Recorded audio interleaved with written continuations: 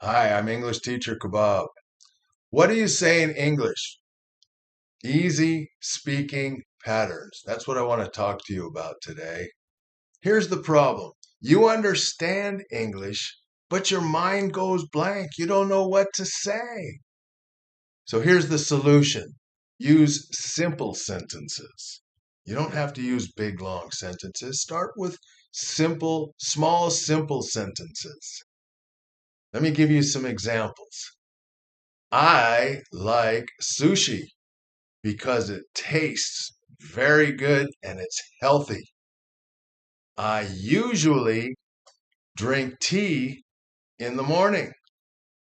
I went to work yesterday. I want to be rich in the future. The list goes on and on. You can make lots of sentences. Just start with small, short sentences that you already know and continue to practice them. And then you can add to those sentences and make them bigger. It's really simple. You just got to do it a lot to get used to it. Say your own sentences out loud more than once. Repeat them until they feel comfortable to you. Talk to the mirror or talk to your family, your friends, your classmates, but talk.